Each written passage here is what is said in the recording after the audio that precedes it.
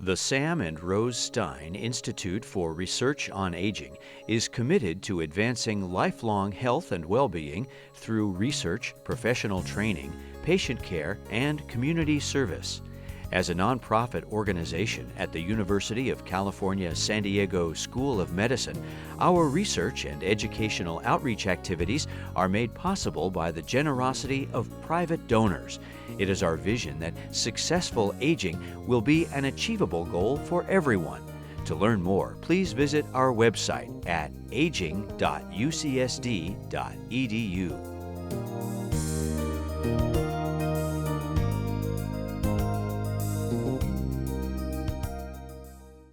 Good afternoon, everyone. I'm thrilled to be here today, and I'm going to be talking about healthy longevity and healthy aging. And they say that the keys to a long life are eating healthy, exercise, lots of sleep, or as my patients will like to refer to it as 3 things I plan to start tomorrow. So I want to begin by talking a little bit about my dad, Irving Saxe, as he was really instrumental in my life. He was born in 1915, and he grew up during the Great Depression. He was an older dad. He was in his mid-40s when I was born, and if he were alive today, he'd be approaching his 109th birthday. He went to law school on the eve of World War II, and he completed it just as the war was starting. And he was immediately pulled into counterintelligence training at Georgetown University. He trained in German language and all kinds of things that quite fascinating. And he entered the German theater at the end of the war. And while he was there, he bore witness to concentration camps that had just been recently liberated, saw walking scarecrows of human beings. And he stayed on in Germany during the occupation after the war, and he became a Nazi hunter. He was the co-director of denazification in the German state of Bremen, and he became an assistant to the prosecution at the Nuremberg trials. And after the war, he came back to the States, and my family, he started our family with my mom, and then some years passed, and my dad was always, I was always at his knee, learning about these things, learning how much it impacted him and his view of the world, and he was dedicated to me. He was my protector, and he was my champion. And this is a picture of the old Johns Hopkins Hospital in Baltimore, where I grew up and where my parents lived. And it was where my dad was diagnosed in 1981 with an unusual type, a fairly rare type of urological malignancy. We were told by Patrick Walsh, the chair of urology at Johns Hopkins, that my dad's prognosis, this is after surgical removal or attempt thereof, the prognosis was in months. He probably wouldn't survive a year. We were told, well, I did have one patient who survived for almost 3 years, but that wasn't good enough for me. This was my dad, my protector, and I was not going to let go without a fight. So I went down to the medical library, several stories underground at Johns Hopkins, and I immersed myself looking on the old microfilm machines. This is beginning of the 1980s, before they even had personal computers in the libraries. And I was searching for anything I could find on cancer in general, my dad's specific type, anything that could provide us hope. Attributes, I was searching for attributes of long-term cancer survivors. Was there something we could learn from them that could help? Or causes of spontaneous remission. My dad was not a candidate for any further treatment. And at this point, I was open to anything. And it was in this context that I chanced upon the story of Anthony Satellaro, Dr. Tony Satellaro. And Dr. Satellaro was a physician, an anesthesiologist, and the president of Methodist Hospital in Philadelphia. And I came across this incredible story, I believe it was on the Saturday Evening Post, copied on the microfilm, where it described how he had been dying of widespread prostate cancer. It had spread throughout his bones, sternum, to the ribs, and to his brain. And he had already had surgical removal and surgical castration, and he had already exhausted all available treatments, and he was dying. And by chance, he happened to learn about, got introduced to, and adopted a whole food, plant-based diet, a fairly strict one, rooted in some of the teachings of classical Chinese medicine. And he started taking meals with a local community of folks who cooked and ate that way. Within a few weeks of starting this overhaul of his diet, he noticed that the pain he had been having round the clock, for which he had been taking narcotics constantly, had gone away entirely. Several months later, he had gained weight. He was losing weight, cachexic, and he had gained weight, and his health had turned around dramatically. And he then went back for repeat scanning, and they found that all of the cancer had disappeared from his brain and his bones. The only thing left were areas of scarring in the bones where space-occupying lesions had previously been. Dr. Sattalero's story was written up, as I said, in Saturday Evening Post, Life magazine, later in the books Recalled by Life, Living Well Naturally. So with my dad's blessing, Sattalero had had his recovery in the 1970s. This is the beginning of the 1980s. I was just out of college, and my dad is at Johns Hopkins Hospital recovering from his cancer surgery. And with his blessing, he said, I want you to go up to a conference, an upcoming conference, and meet Dr. Sattalero. Find out what you can. So I did. And when I went there, I encountered a number of people, not just Dr. Sattalero, with similar incredible stories to tell. And I changed my own diet then and there, and I came back home and I shared my observations with my parents. They were understandably skeptical, but I urged them to give it a try, and with my support, they began to make dietary changes. Half measures at first, but gradually improving. At the 5-year mark, my dad was still alive, amazingly. Now, at that point, he had already become Johns Hopkins' longest-lived patient with that particular type of cancer. But it was also at the 5-year mark that he experienced a relapse, an overt relapse of what had been microscopic. And so he didn't have good treatment options, and so he decided to really go full bore. And he tightened up his diet, and he did it by the book for the next couple of months. At the end of that time, he went back and he had a biopsy. He had a repeat biopsy, and they discovered that the cancer had gone away. There was no sign of the cancer by several different measures, including biopsy. And he experienced a spontaneous remission of the cancer. Not a cure, but a remission. And as it turned out, he lived for about 10 years in total, far outliving his prognosis. And most of that time, he had a really good quality of life. He traveled, he spent time with family, he attended senior lectures at places, the Osher didn't exist then, but places like that at the University of Maryland. And he had this pesky nuisance, this cancer that he had to deal with follow-ups every now and then. Toward the very end, his health declined. It was mainly confined to the last few months of his life, and when he did die, he did so on his own terms. In the last few weeks of his life, he was in the hospital, and during that time, he called to his hospital bed, one at a time, his brother and his 2 favorite cousins. And each one he kind of gathered over and he said, listen, I know I'm going, he said, but I want to have a really good funeral, and I want you, and each one he said, I want you to deliver a eulogy at my funeral. Not just any eulogy. I want one filled with wit, with humor, and with lies. That was my dad. And so my dad had urged me, before he died, he had urged me to go on with my own training. And I really undertook most of my career in my dad's memory.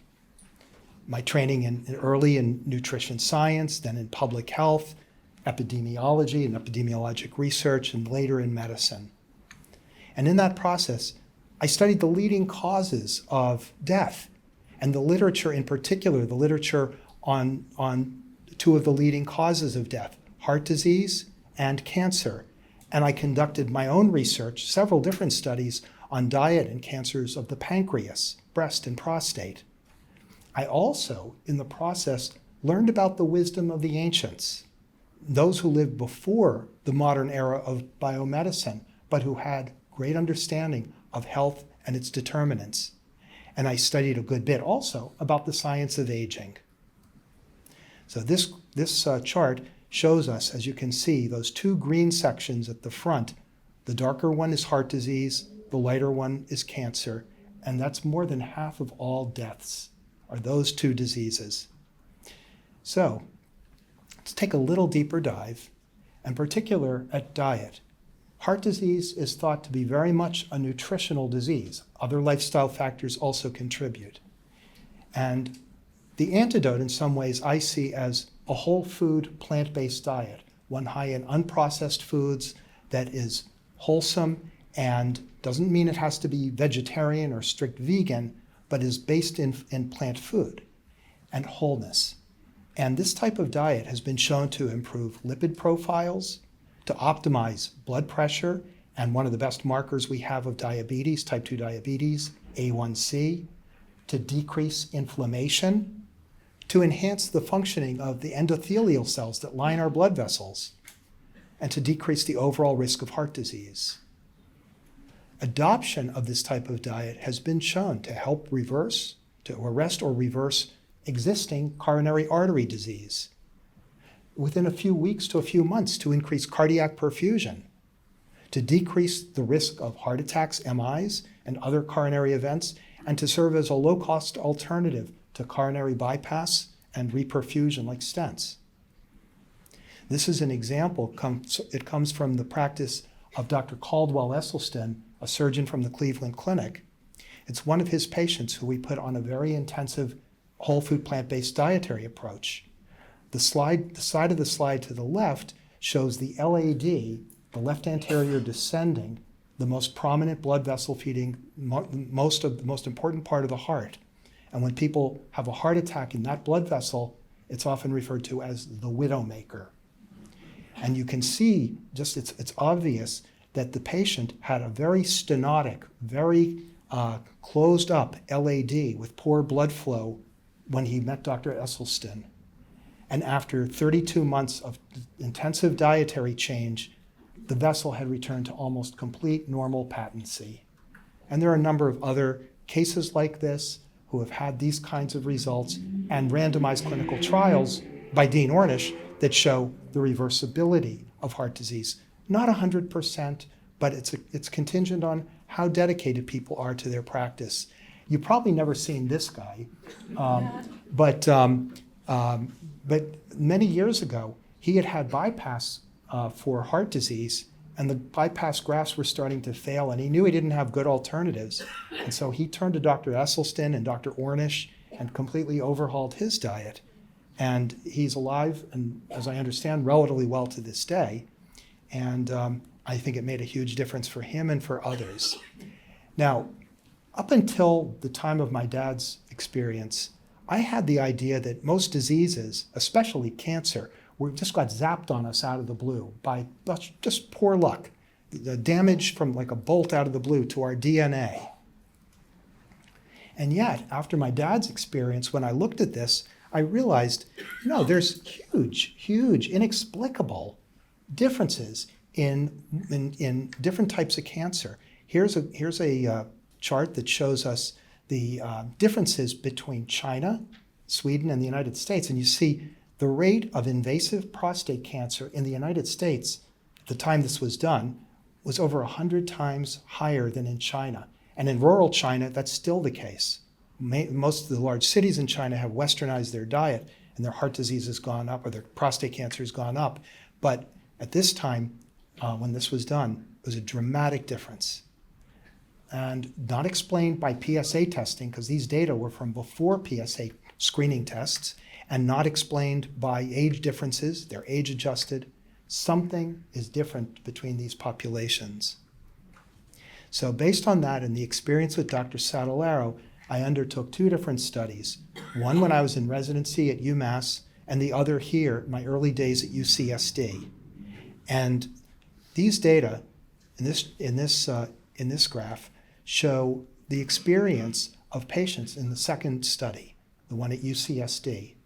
And in that study, we took men who had prostate cancer that had spread beyond the prostate. They had already had surgery, surgical removal, and yet their PSA, which should have been 0 if the prostate had been removed and the cancer confined within it, there should have been no detectable PSA. Their PSA rates were increasing over time. And so we looked at their PSA rates, which is a rough measure of the rate of spread of the cancer in their bodies at this point. And then we enrolled them in a strict diet and lifestyle intervention with a whole food plant-based diet, stress reduction. I taught them classes in Tai Chi and meditation, and we had others teach as well. And we really got them to change. And you see, each pair of bars is a subject before and after. The light blue before the study, and then the maroon after, during and after. And you can see in almost every single case except for maybe one, the PSA rate went down, and in several cases it went negative, meaning suspected shrinkage of the volume of cancer in the body. I also wanted to share a little bit about what I was learning during this time about the wisdom of the ancients. Many societies around the world had philosophies and developed approaches to care for people who aren't well and to promote health and healing. But perhaps the most fully evolved, detailed of these was that which was found in traditional Chinese medicine.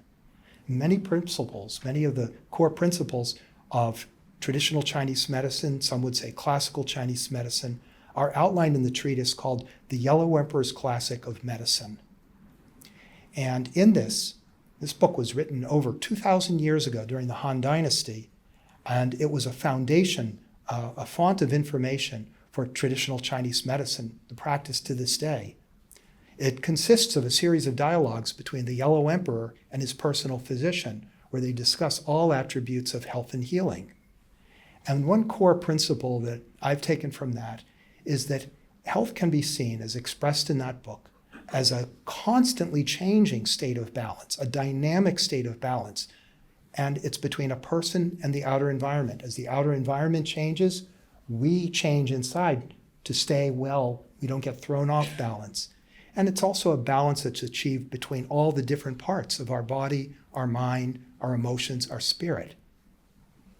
A more recent discussion of this was written by the author Chi Su about a little over 50 years ago, where he made it maybe a little more comprehensible to those of us from the West.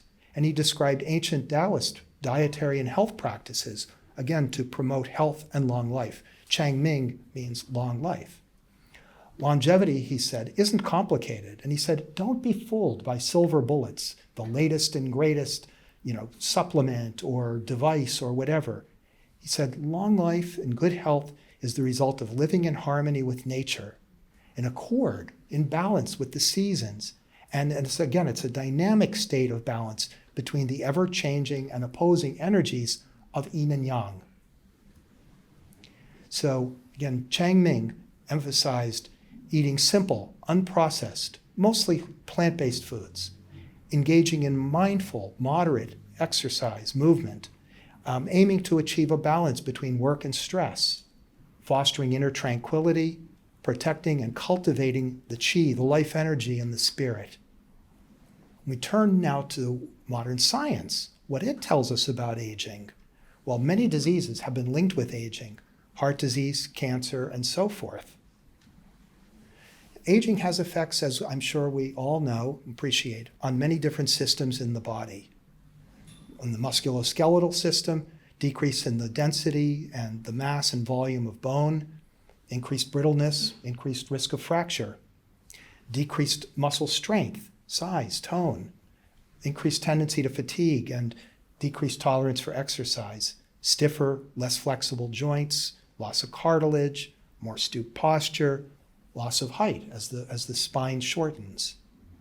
On the immune system, the slower response against pathogens like bacteria and viruses, an increased risk of infection, therefore, decreased effectiveness of vaccines, slower rate of healing from wounds, an increased risk of autoimmune diseases, and an increased risk of cancer. On the brain, and this is an area many people are interested in as well, there's decreased blood flow to the brain, and the brain actually shrinks with each decade of life a little bit. There's a loss of brain cells, decreased production of neurotransmitters like serotonin, increased production in some of beta amyloid, which is a protein implicated in Alzheimer's disease, a decline of attention, multitasking, short-term memory, word finding. I have that sometimes myself. And yet, interestingly, a possible flourishing of verbal reasoning, ability to see and make connections disparately between things that maybe you had learned before, but now you see their interconnections, increased emotional satisfaction, and wisdom. Interesting. So now the science of aging. What can be done to slow the aging process? Well, there are a lot of Johnny-come-latelys, green tea, pomegranate juice. We read about these as the latest and greatest. And yet, of all the things studied, perhaps the one that has been most strongly demonstrated is caloric restriction, something that occurs naturally if you adopt a whole food plant-based diet. A properly balanced one will reduce your caloric intake by about 30%. Caloric restriction is the singular most effective way to slow aging, at least in animals. It increases the lifespan by an average of 30 to 40%. Decreased reduction in the diseases of aging, slows and may reverse cancer progression in animals, demonstrated in a variety of species, from worms to rodents, dogs, and possibly, although the data is not fully complete, even in primates. And if it applies in all these species, good chance it applies in humans. And here is something that shows us what is the impact of caloric restriction on survival in mice.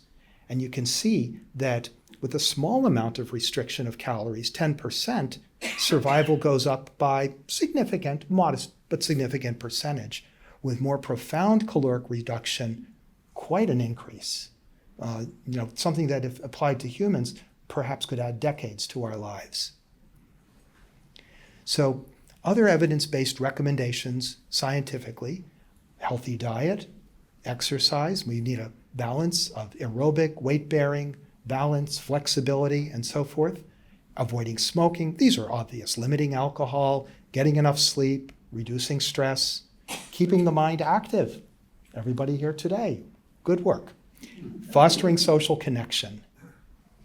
And this is also echoed in the work of Dan Buettner in the blue zones, places that are believed to have long-living, healthy populations around the world, one in Loma Linda, not far from here. Common characteristics of the folks living in the blue zones: minimizing stress.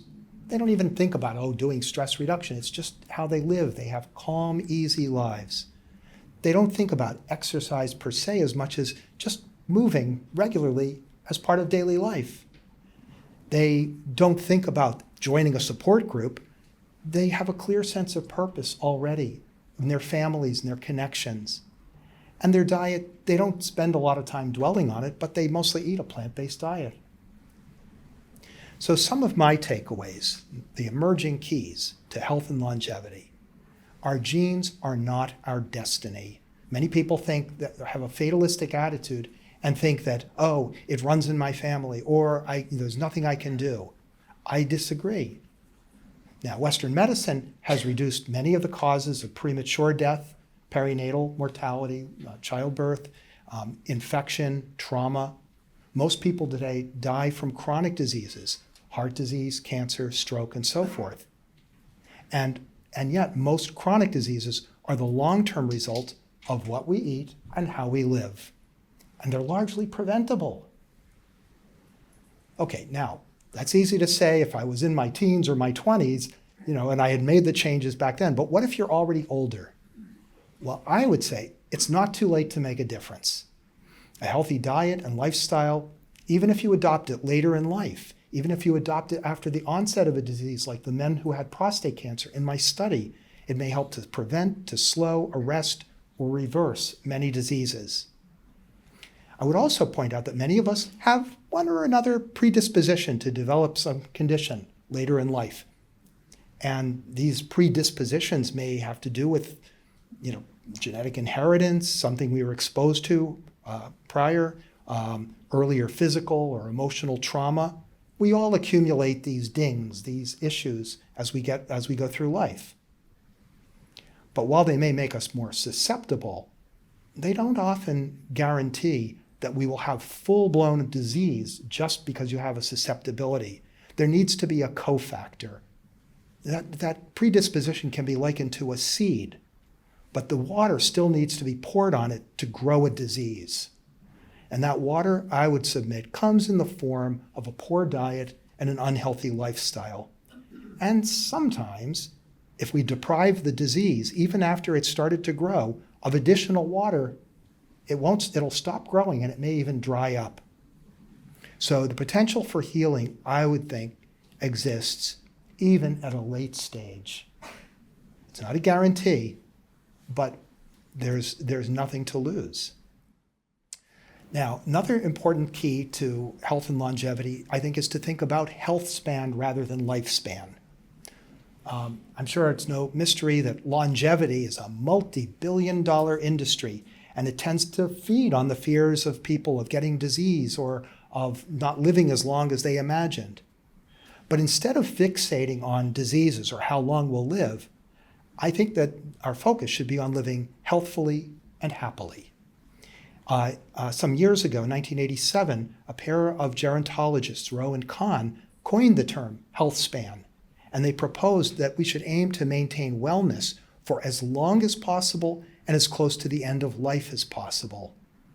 And they said that if we do this, we're more likely to remain disease and disability free, to have a great quality of life, and to increase our lifespan as a byproduct.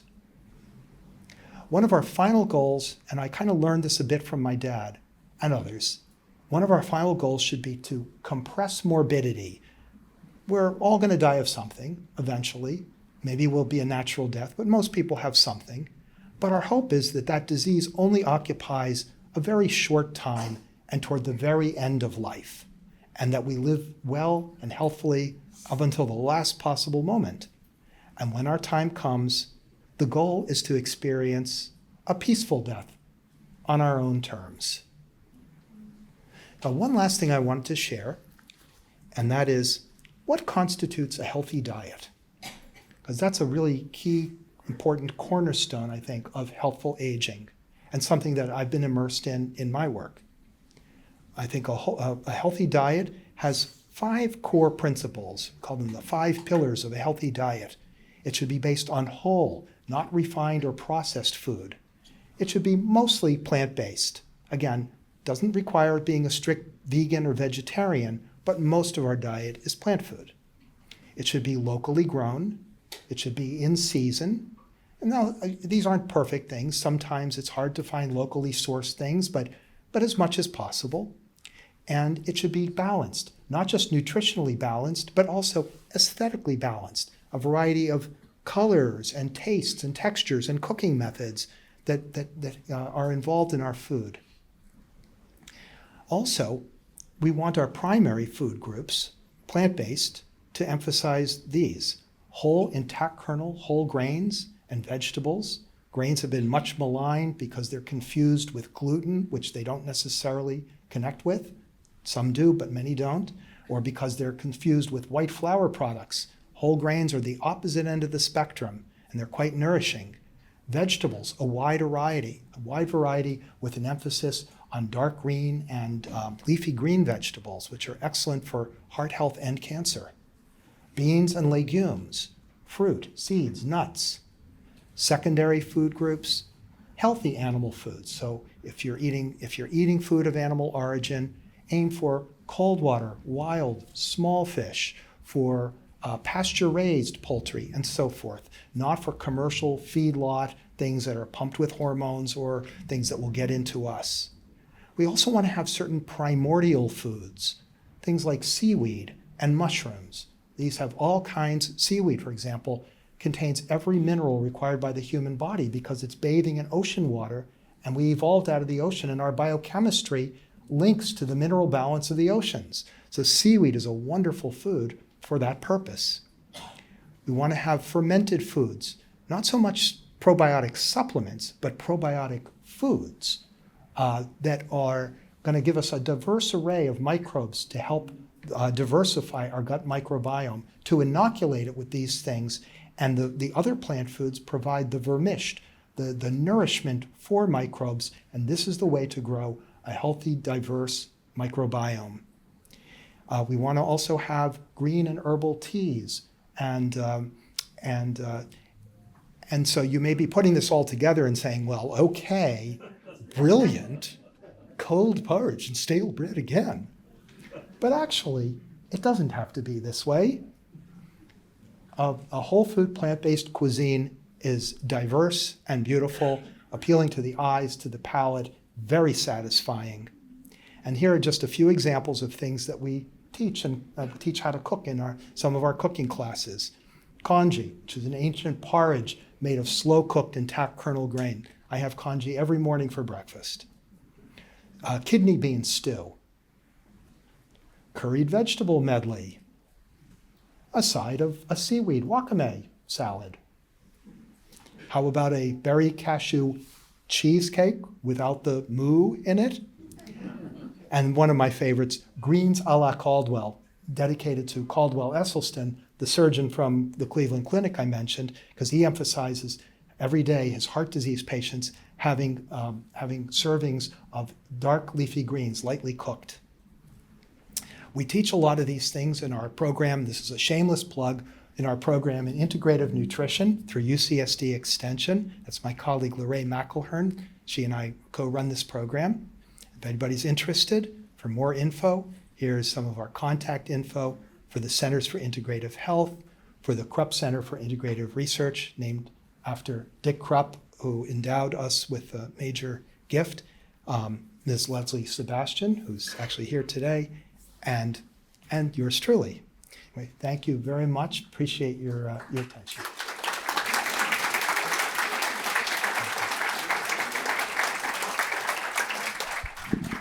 Thank you so much, Dr. Saxe. Really appreciate that. Okay, so I'm going to go ahead and introduce Dr. Anthony Lim. Dr. Lim is the medical director of the McDougall Program, a virtual nutrition and lifestyle wellness program that has helped countless individuals worldwide to radically improve their overall health and well-being.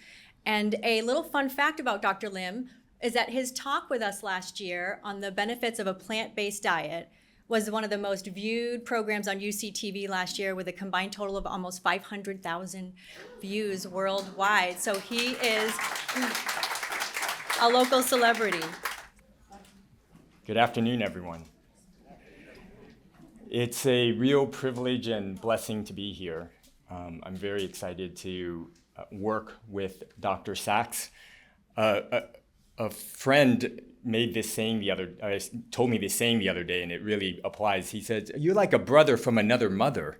And working with Dr. Saxe these last few weeks, we've been getting on Zoom calls and really sort of relating to each other on many levels. So it's been fun. As Dr. Saxe alluded to, a lot of chronic disease, in fact, 80 to 90%, is largely preventable.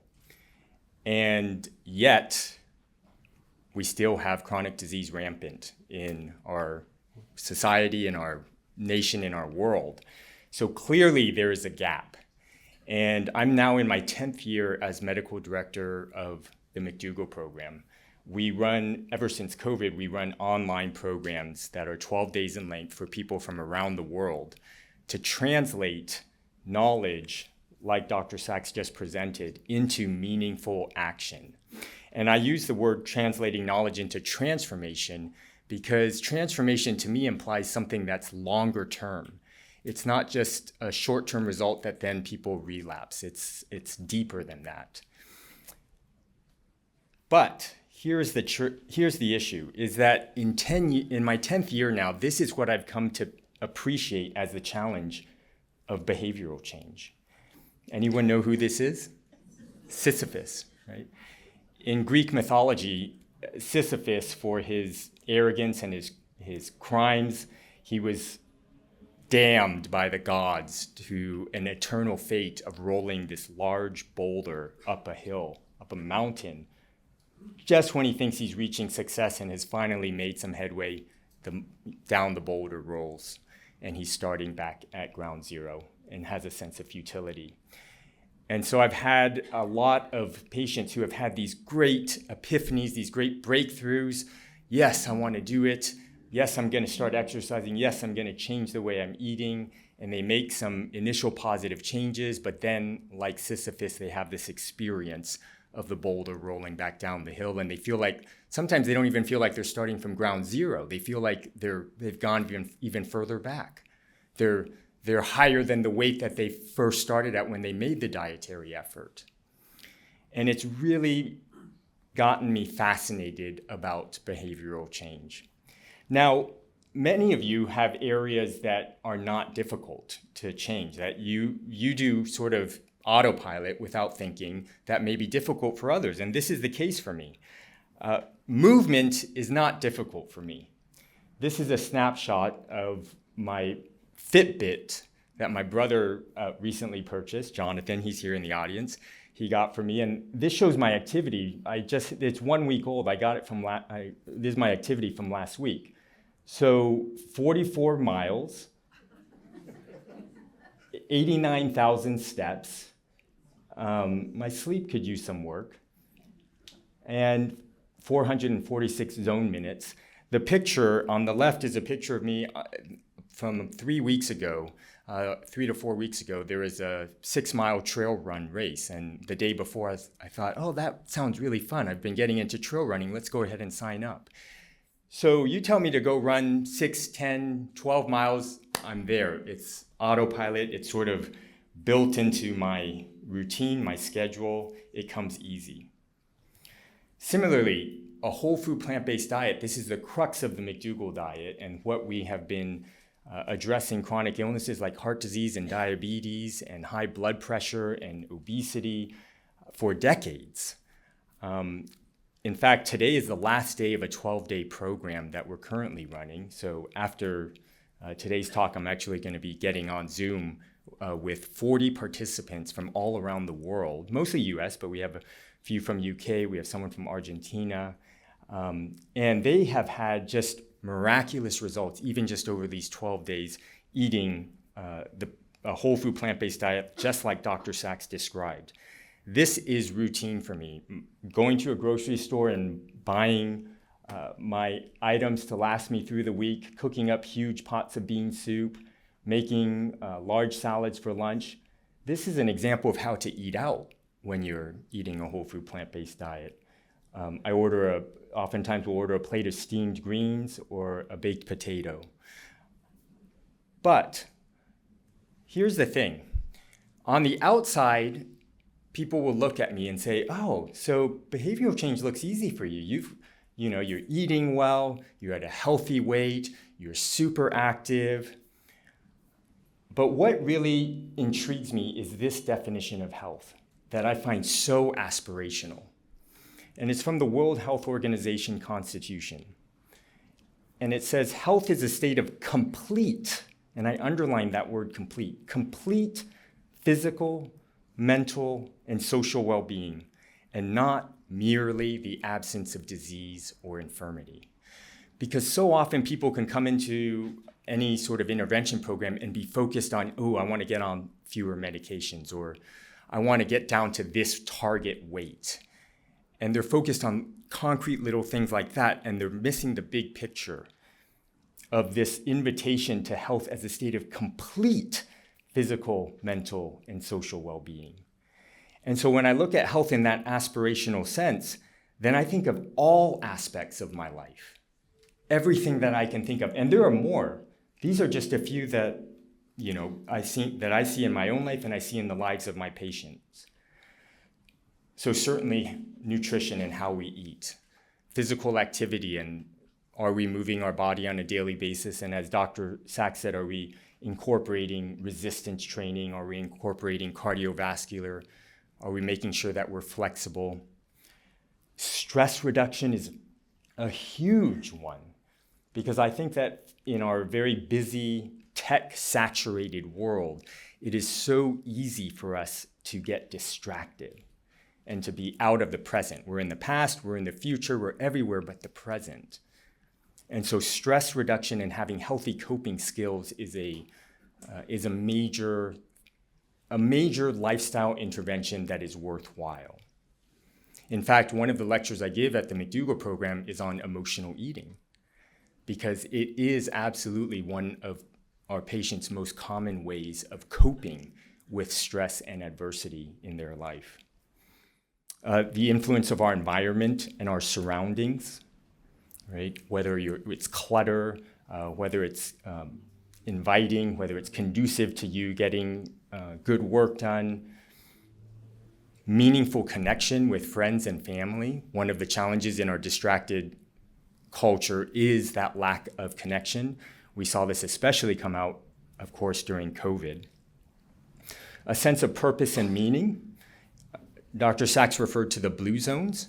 One of the core pillars of the blue zones, these areas around the world that have a high percentage of people living past the age of 100, was this concept of ikigai in Japanese, or why I get up in the morning, my sense of purpose and meaning.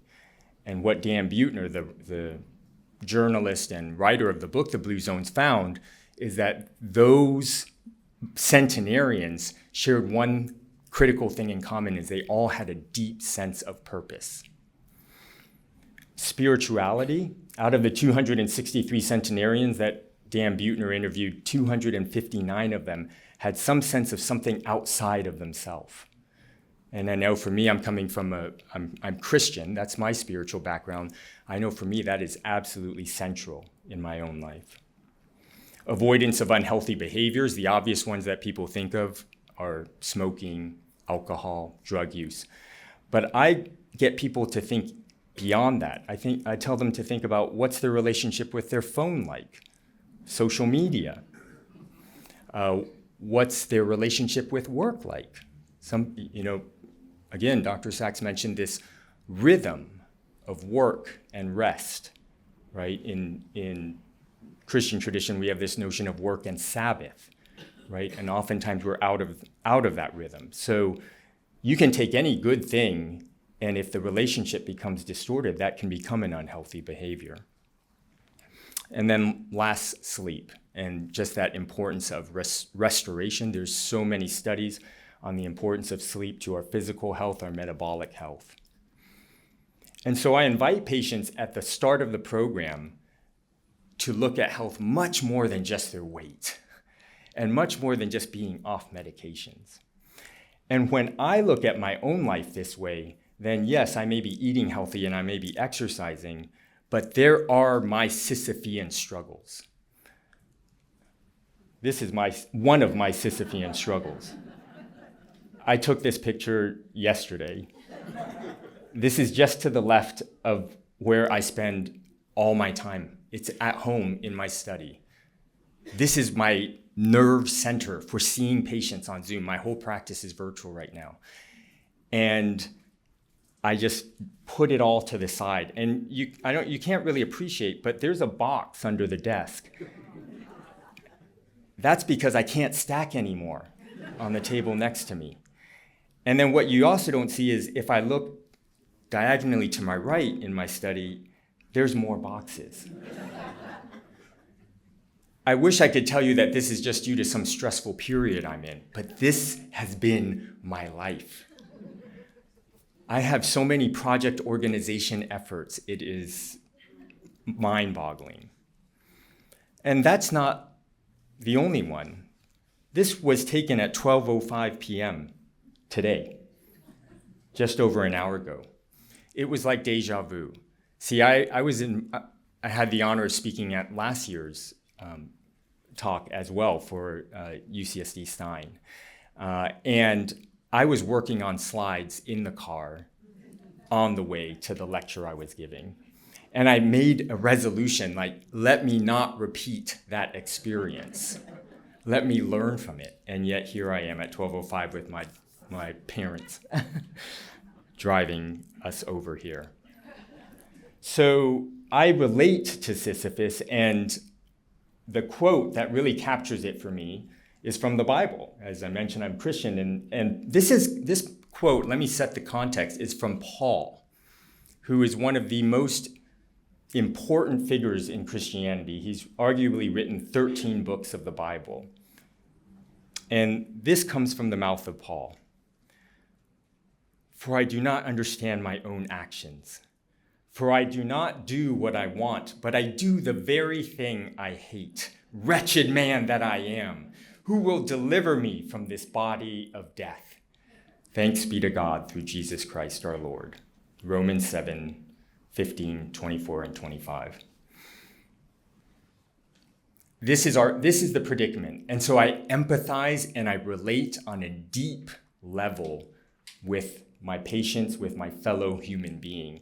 And I've come to realize that it is just the predicament of humanity. That everyone I know, they may not show it on the outside, but there is something that they struggle with. In fact, they may not even be aware of it, but there is something.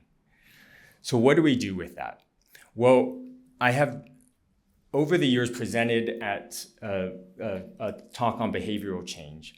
And there was just one time when I did a back of the napkin type of drawing of a simple framework for behavioral change that has really just continued to endure. And so every program for the last 5-6 years, I've shared this.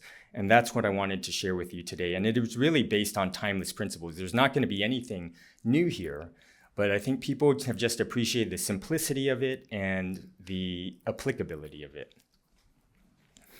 So it's 4 steps, okay? And the very first step is moving from this place of lack of awareness to awareness.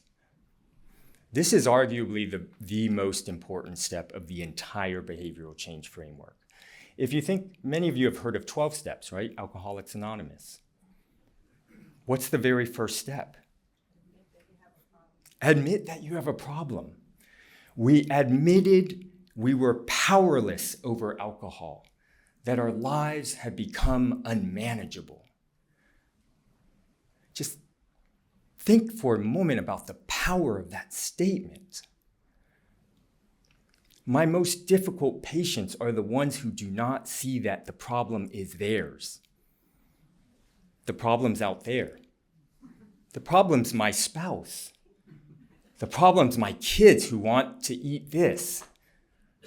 The problem's my work. They're looking everywhere but here. And so awareness is just an absolute quintessential step that without which you will not, in my mind, be able to make progress in a long-term, sustainable, meaningful way. You can't fix what you don't know is broken. The beauty of this is that it's not difficult to improve. It is a skill, it is a muscle that you build, but it begins simply by observation.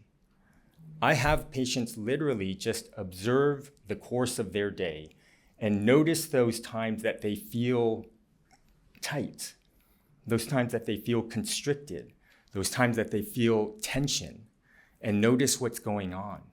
And without fail, over a couple of days of just honest noticing and observing, and I usually share my own struggles because that helps them feel like more comfortable, saying, yeah, here's what I'm grappling with. And then starting to observe the impact of these patterns of behavior, these habits that they've done blindly or unconsciously for so long. Sometimes it helps with awareness to look back and identify what the triggers are, right? What was the antecedent event leading up to them feeling sad or stressed out? The beauty of awareness is that it improves intentionality. So even without committing to do anything about it, simply by noticing, as Viktor Frankl says, between stimulus and response, there is a space, and in that space is your power to choose. So simply by observing, sometimes it helps people to create that space and gives them a greater sense of empowerment and an ability to make a rational choice that is based on their values and priorities. And the thing I emphasize here is that with awareness, it's not a destination. It's not like you're aware, you're not aware, you're aware, you're not aware. It's a journey. I've come to appreciate that it's like an onion, and I have committed my life to just continuing to grow in awareness.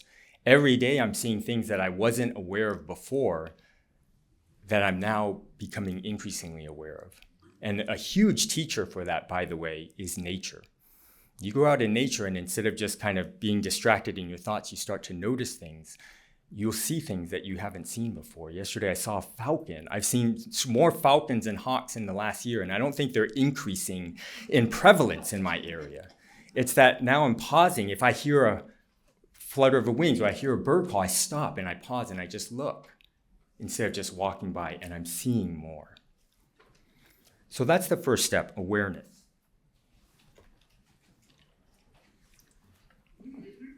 So a good exercise for you just to think about, we don't have time to spend a lot of time with this, but I would encourage you, if you look at this wheel of health, is there one aspect of your health today that you are currently most interested in improving?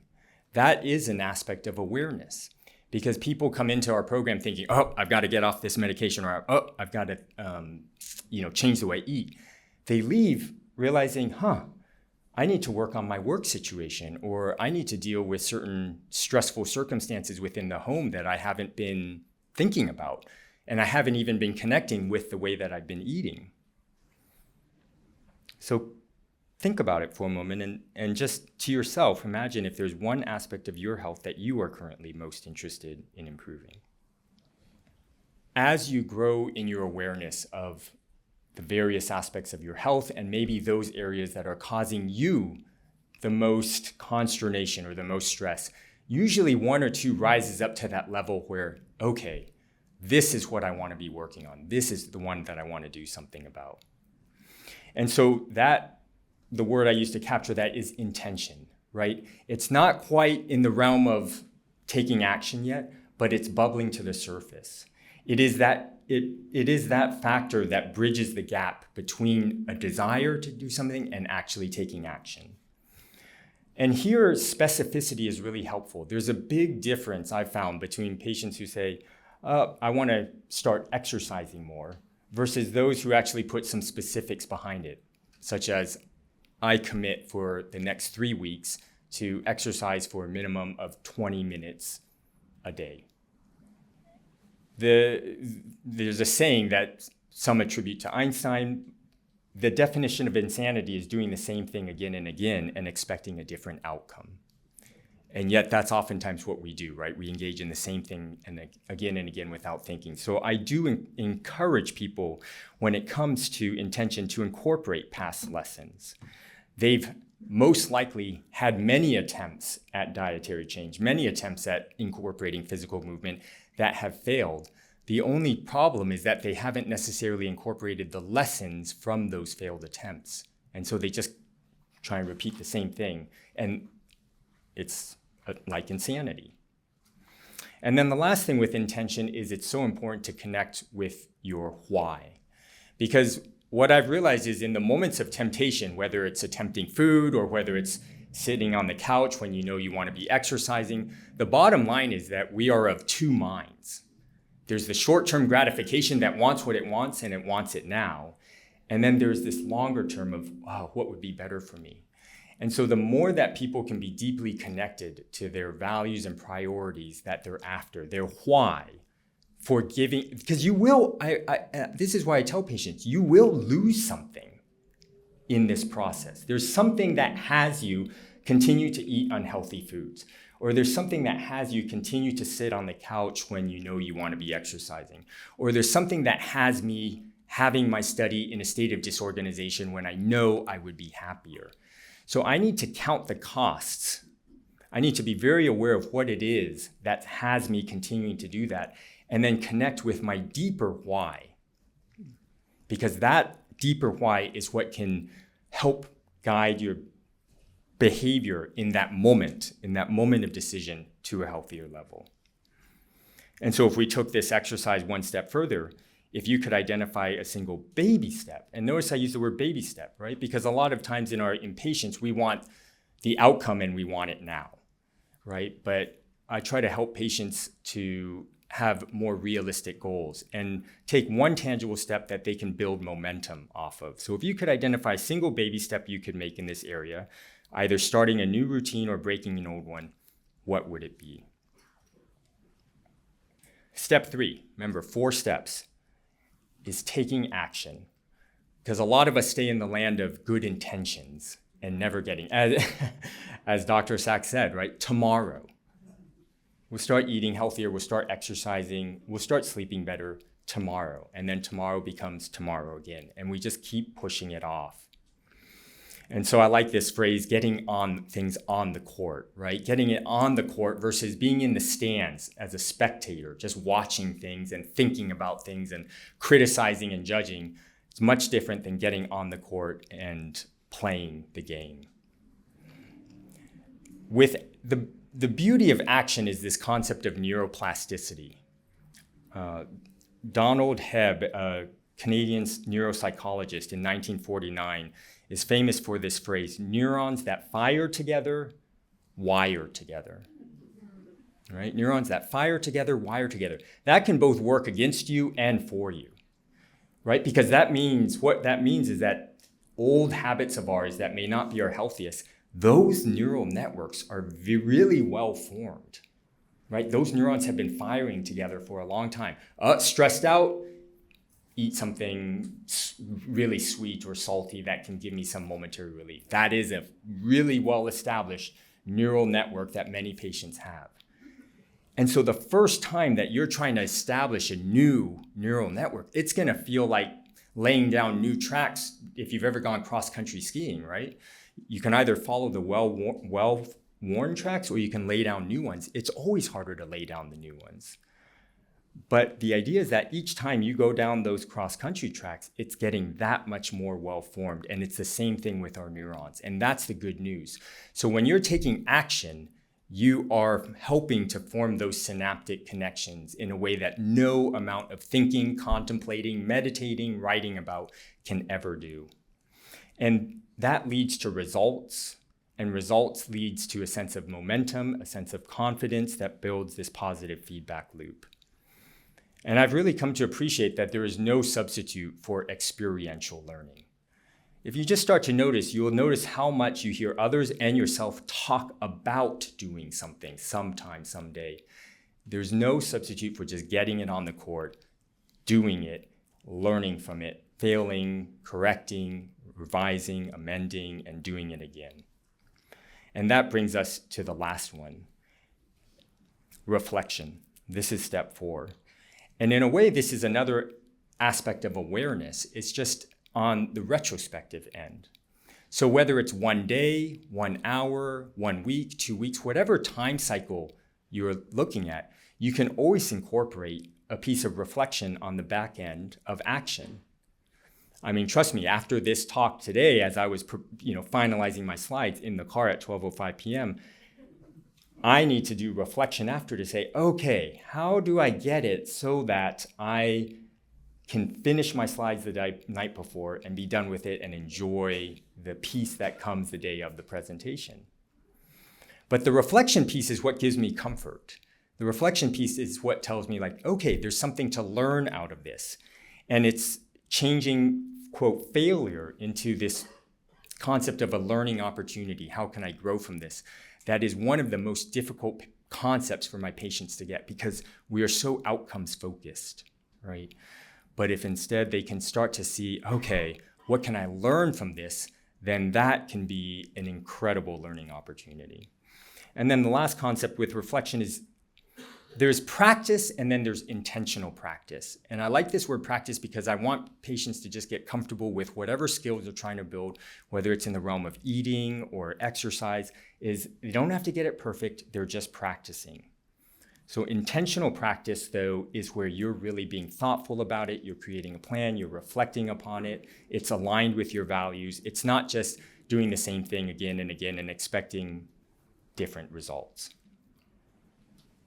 What I like about this cycle is that it's iterative, right? So if people engage in this process of awareness, intention, action, reflection, ultimately it leads to a new, deeper level of awareness.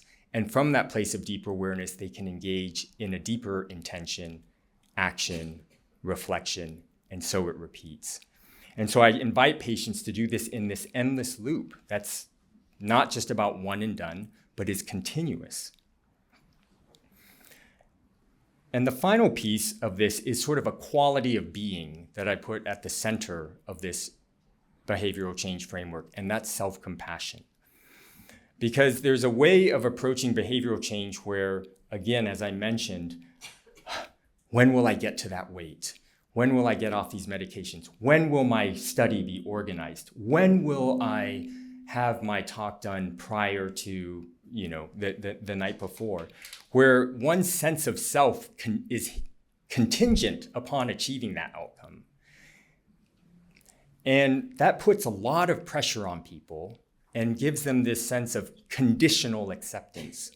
But there's this quote that, her name's Sophia Bush, she's an actress and singer. She says, you can be both a masterpiece and a work in progress simultaneously.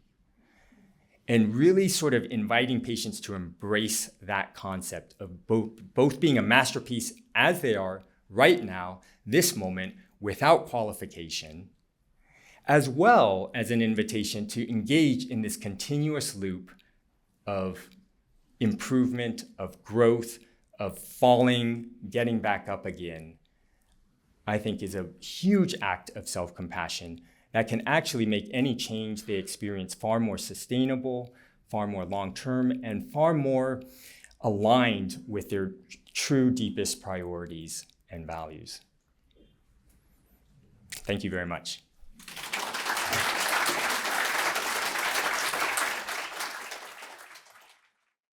We have so many questions. I don't know that we can get to all of them, but we're going to do our best. So thank you to all of you on Zoom as well. We have your questions. Keep having them come in, and we will include them.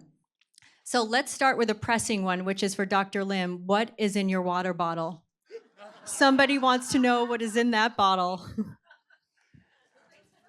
Water. But normally what this is in the morning is black coffee. And I never thought that I would ever drink black coffee. It had to have that international delight before, right? That cream or the hazelnut or the amaretto. But it just shows there's this concept called taste bud rehabilitation, right? And now I don't want it any other way. I actually appreciate the taste of black coffee. You're not getting all the additives. So we tell patients, if you want to drink coffee, tea, great, but what matters is what you're putting in your coffee and tea, because it's the cream and it's the sugar and it's all the sweeteners that really turns what could be a healthy part of a diet into something unhealthy. That's fantastic. All right, thank you. Okay, we're going to start with a question here that comes from our room. Everyone tells me to get a good night's sleep, but no one, including my sleep doctors, can tell me how. Do either one of you have input on this really important topic? Yeah, I've actually been working on this a bit for myself. And one of the things that I found helpful in rehabilitating my own sleep is first to try and consciously choose to go to bed a little earlier, not to stay up so late. Second thing is to get up with the sun and to get outside when the sun is first coming up so that I get it into my awareness, into my eyes and experience it. I find that helps to recalibrate, reset things a little bit. And then I'm not making any promises, but I have actually stopped all caffeinated beverages, at least for the time being, Anthony might convince me to go back to black coffee at some point, but there are other sources of antioxidants. But I think that those are some starting things. It also, I've learned that going for a walk first thing in the morning or some kind of exercise first thing in the morning is like a good cup of coffee. And it kind of gets you energized. It seems hard, but once you do it, it kind of helps to set the day. So those are a few, not trade secrets, but a few things that I've been working on. And Those are fantastic and very doable. Dr. Lim? Yeah, and I'm going to try as much as I can to incorporate principles, even just from the behavioral change. Awareness is a key first step. The impetus behind my older brother Jonathan getting me this watch is he was concerned about my sleep. And the feedback, it's a really powerful concept called biofeedback, right? Biofeedback is what your body, how it's feeling, and then whether it's your blood pressure or your heart rate, noticing what it is in certain contexts, getting that feedback, doing some intervention, and then seeing what your heart rate is or what your blood pressure and how you're feeling. So this is providing me the biofeedback of literally how many hours of sleep am I getting a day? And that was not something I could answer, you know? And so this has helped me track it. And so I think that from an awareness point of view, if someone's concerned about the sleep, know where you're starting. How many hours are you getting? Notice your fatigue levels. Notice if you need to have the caffeine first thing in the morning, otherwise it's just not right. And if you start to pay attention to these, and then as you're making sleep changes, noticing how those energy levels, those fatigue levels, those grumpiness levels are shifting, that's a positive motivation. Like, oh, wow, getting to bed earlier, waking up earlier, it's worth it. I'm actually, the thing that sold me was my brother said, I can really focus and I don't get tired in the afternoon. And this is in my world where I feel this like afternoon slump where I'm not focusing really well. That was motivating to me, right? So I would just begin with that awareness and know what your patterns are, know how much sleep you're getting, and then start from there. Yeah, and I would just echo that, the importance of the awareness, and also with that, the importance of intention. It's very easy to get caught in a poor sleep cycle, poor sleep rhythm, and you have to consciously choose with intention. You have to be aware of it and consciously choose the steps to break it. Great, thank you both. Okay, we have a question coming from our Zoom audience. What are we learning from some of the long-term longitudinal studies about aging? I think we could probably get 2 people from center to answer these. Like Harvard study, have there been any surprise findings or trends coming out of these studies as participants age? I mean, I really feel that if you look at study after study after study, and the big take-home message is that lifestyle matters. Right, the blue zones that both Dr. Saxe and I referred to basically had 9 pillars that these centenarians shared in common, and it was the basic lifestyle behaviors of a healthy plant-based diet, not eating till you're stuffed, which was an interesting one, and that dovetails with the caloric restriction, right? But what does it take to not eat until you're stuffed? Awareness. You have to be aware of how full you are. And you would not believe how many patients say, I don't know when I'm hungry, I don't know when I'm full, I don't know when I've eaten too much. What does that tell you? Disconnection. They're disconnected from their body. There is a huge mind-body disconnection going on that is rampant. So the more that people can connect with their body, the more they start to appreciate or understand their satiety levels. The other pillars were movement, connection, as you mentioned, spirituality. And what's amazing is that there's studies that support each of these pillars. And so anytime you look at these long-term studies and it looks at some drug, any effect of a drug on improving something always pales in comparison to good, healthy lifestyle. And so that's why there is no magic pill. There really is no magic pill out there, at least that I've learned, other than what you think and do on a daily basis. No additional comment. I think you nailed it. Okay, then we have a question for Dr. Saxe. Could Dr. Saxe, this is from the room, could Dr. Saxe weigh in on the current emphasis on the need to increase protein in our diets? For example, 1 gram of protein to 1 pound of ideal body weight?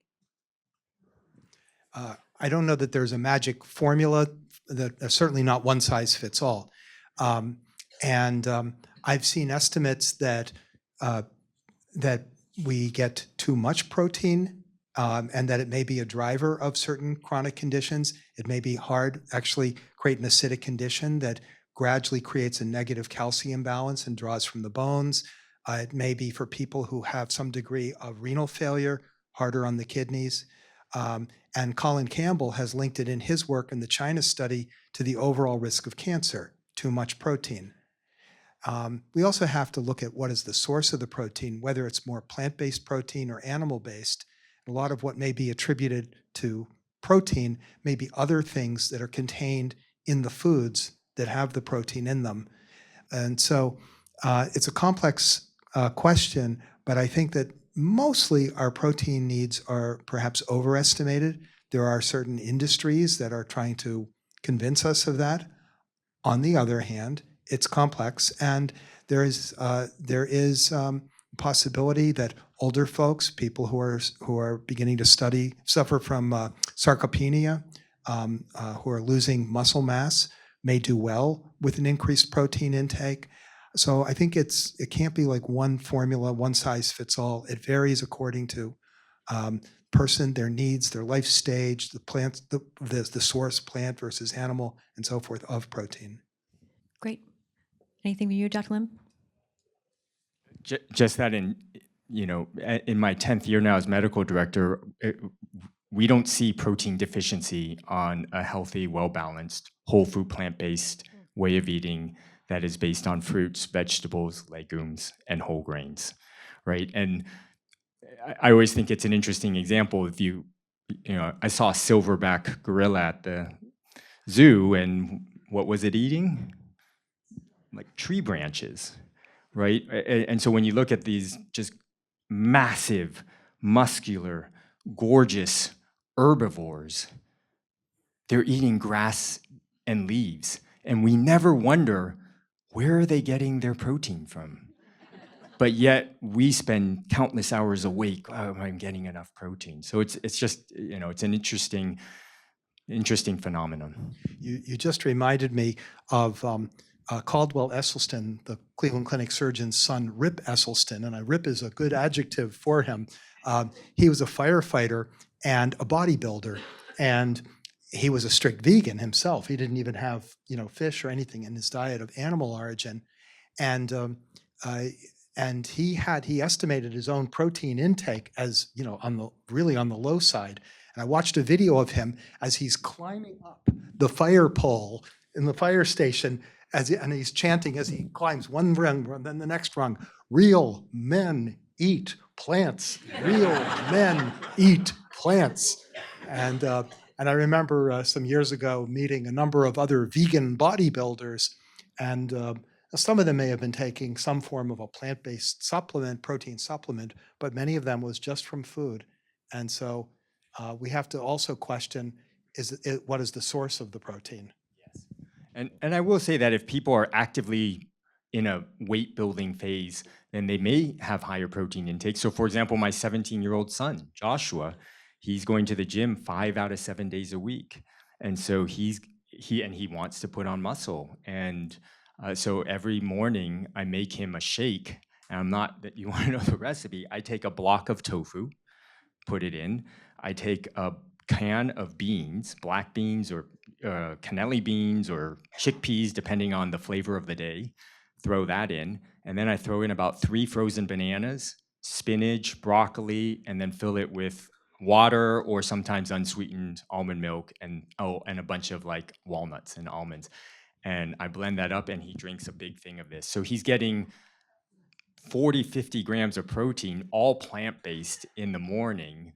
And if I should have a before and after, but he's combining that, this healthy breakfast smoothie that starts off his day with regular muscular weight building, and he's putting on muscle, which is a very important thing, especially as you get older, because we see so many falls. And I know that Dr. Moore and Dr. Molina could speak to this, right?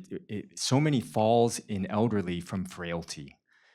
And so I do think it is very important, and I do think it is a blind spot, that you have some people that are walking 7 days a week for 40 minutes, very active, and yet you think about it, they've never put any stress on their upper body, and they fall and they fracture their wrist or they fracture their humerus. And so we really strongly encourage our patients to start some form of resistance training at least 2 to 3 times a week. This isn't on a card, but everybody in this room is wondering, how does that shake taste? Well, taste is in the beholder, right? In the taster. I mean, Joshua says, see, and this is the why piece, right? I think it tastes fine. I would not say it tastes as good as a fruit veggie smoothie, because the protein gives it a more chalky quality. But when you see the results and you know what it's doing and you know what you're consuming, that you basically started off your morning with tofu, beans, and greens, and these are laying down the building blocks, then it's this positive, virtuous cycle. So I think it tastes decent. And it's been now about 5-6 months without fail. I mean, it's become muscle memory. I make about 2 or 3 huge Vitamix blenderfuls of this over the course of the week, and then distribute it amongst his blender bottles. So he's just grabs it and goes in the morning. Basically, our saying is, if Daddy makes it, I'll drink it. That's how it works. That's fantastic. I love that. Okay, here's a great question from our room for both of you. Where does mental health intersect with physical health in creating a longer health span? They're completely and fully interwoven. I wouldn't separate them at all. And everything we've been talking about awareness, intention, all of that requires that we be honest with ourselves, that we have courage to face our fears of being wrong, having to admit some weakness, and those are all signs of mental health, to be able to do those things, and they're all a prerequisite for making effective behavior changes, which is critical, as we've been discussing, for physical health and well-being.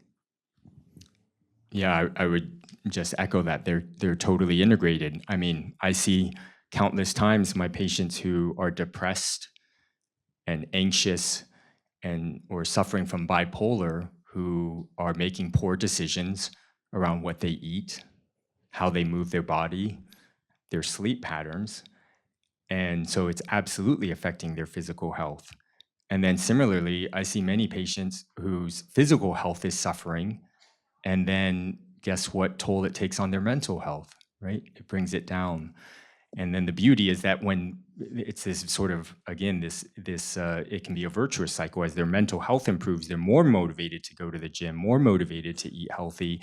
As they do that, guess what? That feeds back into their mental health. They're feeling better about themselves. They're getting that endorphin kick. They're feeling a greater sense of self-efficacy. And so you literally can see patients in a virtuous cycle or in a vicious cycle. And the key in the vicious cycle is to enter in with a sense of compassion. You've got this. What can you learn? And let's get you back on the virtuous cycle. And one thing we haven't talked a lot about, which I'll mention at this point, that's the power of community. Right? That's really the power of connection. Is people who truly know you and still love you as you are. Because those people who can enter into your pain without judgment and then are just there for you to help pull you up and give you a sense of perspective and a sense of hope when all you see is despair and no hope, how do you put a value on that? How do you put a value on that? Just to describe a little bit further the power of that, I was talking about the story before of Dr. Anthony Lim, who started, when he was dying of prostate cancer, started to take meals with a community of folks I didn't mention how the power of the community. He was having every dinner with them, and he described in his book, one of his books, how when he was sitting around the dinner table with a group of these folks, everybody there, they knew about his story, they knew what he was suffering from, and everybody there, with one exception, everybody there was convinced that he was going to get better. The one exception was he himself. And so the community lifted him until they held that for him until he was able to believe it himself. That's fantastic. Thank you so much. Okay, we have a question from Zoom. Are there any supplements, vitamins, herbal supplements, etc., while perhaps not very clinical evidence in their efficacy, that you would incorporate into your own diet or routine? So the only supplement we recommend at the McDougall program, which has been running for over 40 years now, is B12. It's B12, and that's because it's B12 is made by the microorganisms in the soil, and because we tend to with all the pesticides, we wash everything so well, we can wash all that dirt that might contain the B12 off, and so I usually tell my patients to take 1,000 micrograms once a week because the daily requirement's like 1 to 2 micrograms. So 1,000 micrograms is more than you need. And if you have any excess, it comes out in your urine. But the beauty of this whole invitation to a lifestyle approach to medicine is really one word: simplicity. Supplements are not simple. I have patients coming in on 20, 30, 40 supplements, and I get it. It's because they're looking for the magic pill, and they heard the Dr. Oz show, and they read this article, and before you know it, they've got this huge armamentarium of supplements, which, by the way, no one has ever studied the potential interactions of taking that combination, right? And so when you start to give patients permission to let go of those supplements and to trust in these basic pillars, it's freeing. There's not to mention they're saving hundreds of dollars a month. So we really try to encourage patients to cut back on supplements. That said, I will add one more thing. If you know a certain supplement is helping you in a very specific way, then awesome. So I take melatonin on occasion if my sleep schedule is off, and I have found it to be very helpful. So some patients have found certain supplements that they know benefits a certain condition that they're experiencing, then great. But what we're moving against is this sort of, take a whole bunch of things and hedge your bets sort of approach. Yeah, I'm also a minimalist when it comes to supplements. And as I mentioned in my presentation, one of the ancient teachings that we derive today is not to be fooled by the latest and greatest, gimmick or thing or whatever, sensation du jour. There's always people hawking and always have been, these kinds of things. And again, not like Anthony, not to say that there isn't a time and a place. And, for people who are eating a plant-based diet and don't have animal food or small amount in their diet, they may be at risk for B12 deficiency, and to be on guard against that by simply taking a supplement could make sense. I have one or two things, but only one or two that I would recommend, unless a person has a medical reason, a deficiency. If they're suffering from scurvy, yeah, take some vitamin C. But since the 16th or 17th century, when they had that problem on the ships that were plying the seas, because and then they discovered lemons, and they brought a supply of lemon juice, and the scurvy disappeared. But until then, people had horrible condition. One that I'm a fan of, but it's actually a food, but it can only be easily obtained in a supplement form, is a mushroom called turkey tail. And about a week from now, I'm going to be speaking about some studies that we did on COVID, and turkey tail and some other medicinal mushrooms may have an effect, a modulating effect on the immune system. And and may help to prevent diseases. I typically will pop a few turkey tails before I get on a jet plane, and a few that the day after, just to kind of keep my immunity a little higher so I don't pick something up. Totally anecdotal, but before I learned about turkey tail, and I flew one out of maybe about 3 flights cross country, I'd come back with something. And once I started it, I never got sick.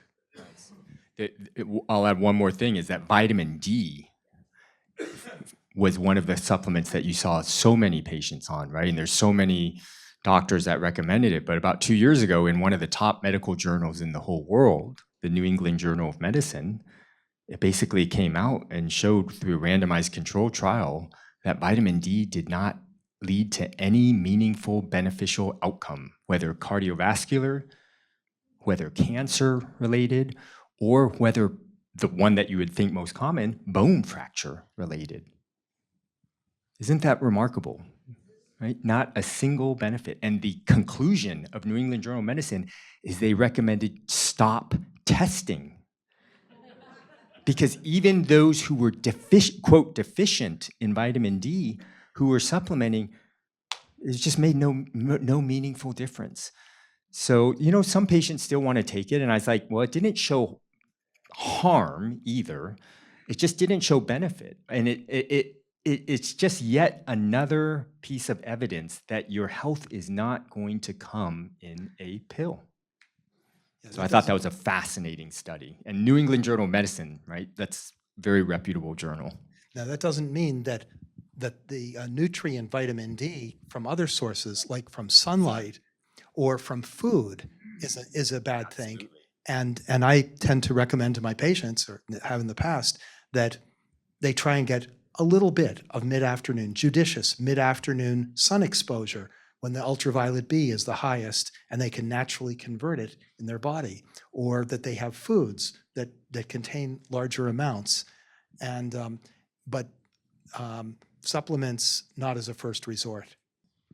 Okay, this is for all the wine drinkers in the room. They want you to settle the score. Red versus white, which one's better?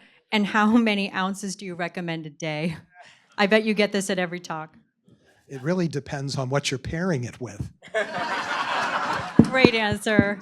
That is a great answer. Red or white?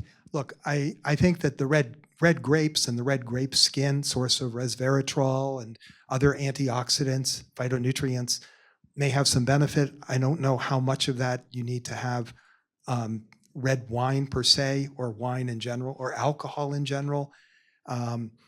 Folks who have a lot of alcohol may have higher levels of HDL, the so-called good cholesterol, but a lot of the fat that would otherwise be in there, or the cholesterol, the lipid, ends up maybe in the liver. And France, for example, which has higher consumption, has lower rates of cardiovascular, but higher rates of hepatic disease. I don't know. I don't think we have enough reason that you need that if you're following a generally healthy plant-based diet.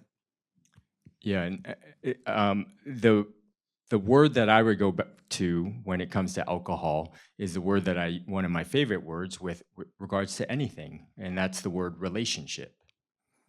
Right? What's your relationship like with alcohol? So technically, the U.S. recommendations is for men no more than 2 drinks a day, and then for women no more than 1 drink a day, and that is per day. That you can't stack it. So it doesn't mean that if you have a man 14 drinks on Sunday, then because that's an overload. But I'll give you an example. This was a story that I wanted to show in my presentation, but I wanted to stick to the time limit. It's a couple from the UK that I saw in this program, and they gave me permission to share their story.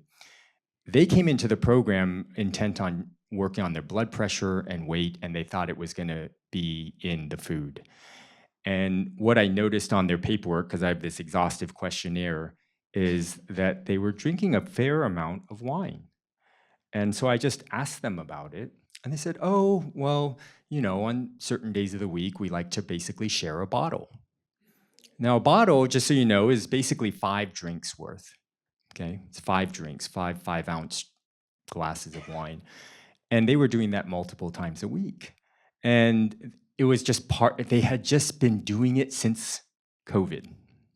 That was really when it kind of became a big thing for them. And it wasn't even on their radar. It wasn't even on their awareness. And I just inquired about it. And once I put it on their level of awareness, and I made the recommendation to consider, given that blood pressure is one of their concerns and excess alcohol consumption is absolutely a risk factor, and that they wanted to lower weight, was to consider cutting back or eliminating during this program, just to see. Well, this shows the power of community. The two of them decided together they were going to completely eliminate it. And oh my gosh, they are just besides themselves about the impact. Now they're having the awareness of the impact of giving up that half bottle of wine. Number one, sleep. They both reported the quality of their sleep had dramatically improved. The gentleman was sleeping through the night now instead of waking up 4 or 5 times per night. He was more alert and more energetic in the morning, and his wife reported the same. Their blood pressure came down significantly, and they didn't miss it. That was what was most amazing. It had really just become a habit. And so I encouraged them to look at the relationship with it. They were willing to go all the way, and now they're experiencing the benefits of the impact, and they're resolved to continue as such. But to show you the iterative nature of behavioral change, now what they're curious about is they've done well in the isolation of their home, but we did a whole strategy session around what's coming up, a social occasion, right? Because then you have social factors and the peer pressure, and we just kind of did a little exercise where they're coming up with an intention, a plan for how they want to handle that, and then they're going to put it into action and then see how it works, and then they get to evolve it. So that's what I would say, relationship. Yeah, that's an important point, and I was just thinking of that. My initial response maybe had come off as a little judgmental, and not that way. Actually, every now and then I might have a glass of wine. I don't know that there is the original question was white or red. They didn't ask about rosé, but so it's an incomplete question. But I don't know that we can divine great differences other than that maybe red grapes have some other benefits. But I think turning to alcohol as a way to achieve health isn't necessary, that there are other ways. That doesn't mean that we can't enjoy it socially. Depends on our relationship with it. Yeah. Thank you for that. And I'm sad to say we have just enough time for a few more questions, but this next question I think comes down to relationship as well. Do you have pearls of wisdom to stop emotional induced eating that comes from boredom, persistent anxiety, or desire for emotional discomfort, trying to get away from emotional discomfort? Do you two have thoughts on that? Well, really the biggest thing first is someone appreciating that they have an emotional eating problem, right? And so that's like a big deal when someone actually realizes that a lot of their eating is for emotional reasons. And then the next step is what's the trigger? What are the situations that they're noticing? And so I'll just, off the top of my head, I'll tell you a few that people notice. One of the top ones is post-work. Right? A post-work day, because they're tired, they're exhausted, there's a famous psychologist, Roy Baumeister, I believe he's a psychologist, and it's this idea that our willpower is like a gas tank, and each morning we wake up full, but over the course of the day, dealing with traffic, dealing with, stressors at work, the willpower is drawn down. So most emotional eating happens in the evening. It's not first thing in the morning, right? And so, work and the exhaustion of that is a common one. A huge one is interpersonal conflict, right? If you've been married 30 years and it's a difficult marriage, a lot of spouses drive each other to emotional eating, and then. Sometimes just whether it's depression or loneliness, a lot of those can drive people to. So the more that they're aware of their triggers, it doesn't fix it, right? But it allows them to then set some sort of intention. And the intention can be in any place. Like one intention is, okay, I'm gonna, work on the trigger. So I had one patient who cut back her work hours from an 80-hour week managing a family practice clinic to realizing the role that stress was having on her emotional eating, talking to her boss, and by the end of the program, her week was now down to 40 hours because she had been managing the COVID piece of the family practice clinic, and she just said, I can't do that anymore. And she was just shocked at how simple it was just by having and initiating the conversation, right? Just by recognizing it and then taking action. So one level is at the area of trigger. Another level of intention and action is at the level of how you deal with the emotion. So you can understand if you're aware that, oh, I'm stressed, oh, I'm tempted to go get this, and you're now seeing yourself doing it as opposed to just doing it, that gives you a space to say, is that the only way to provide myself comfort? And so I challenge or I explore with patients alternative ways of providing comfort when you feel uncomfortable. And that's for each one to determine. So various things are journaling, right? Or meditating, praying, going for a walk, doing yoga. It's essentially what conjures joy and comfort for you, and then can you start to exercise that synaptic track that allows you to access that path when you feel, quote, hijacked, rather than just turn to what's immediately comfortable. The last thing I'll say is that oftentimes people will have an emotional eating episode, and then that justifies continuing to do so because they feel so ashamed of themselves. And so the more that you can help patients recognize that, okay, so you had an emotional eating period and you binge ate this, what happened? What can you learn from it? Can you reflect on it so that they can get back on track and not view that as the reason to go on some extended deviation from something that they had committed to. And those are just a couple of ways. But certainly working with a therapist, working in a class where you've got sharing and all of that can be helpful. And also doing a few things to kind of reset and balance your daily rhythms so it doesn't all get stored up for after work. If you just brought a snack with you, if you had planned in advance and brought a snack, the edge would have been taken off of your appetite, so you wouldn't be ravenously hungry the moment you walked in the door. So there are simple fixes too. Okay, time for our last question. These two sort of tie into each other, so I'm going to ask them both. Are there plant-based cooking classes I can take? And tell us about the 12-week course you mentioned. Can anyone join? There's so many. First, there's so many plant-based cooking classes. There's a Roube, Roube, there's so many sites that have recipes, forks over knives. Certainly, the McDougall program, Dr. Joel Furman. There's great programs out there. The McDougall program. So we have patients from around the world, which is why it's so lovely to do it via telemedicine. So I'm seeing patients in Australia, China, India, mostly from the US, a lot from Canada. It's 12 days and it's offered 5 times a year. And so what some patients do is they'll arrange a consultation with me. You just go online and type in McDougall program, you would be able to arrange it there. And then in that consultation, we determine whether the program would be a good fit for a person or not. And for those who are interested in a little deeper dive, I mentioned before the program that we run through the Centers for Integrative Health with UCSD Extension. It's a certificate program in integrative nutrition.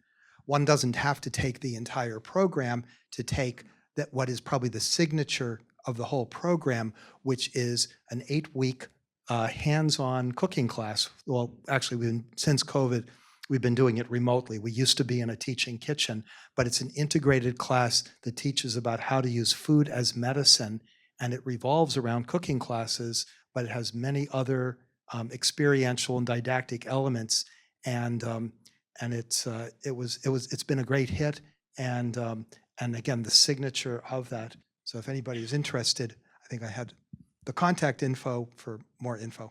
Yeah, fantastic. Well, with that, I would like to thank Dr. Saxe and Dr. Lim.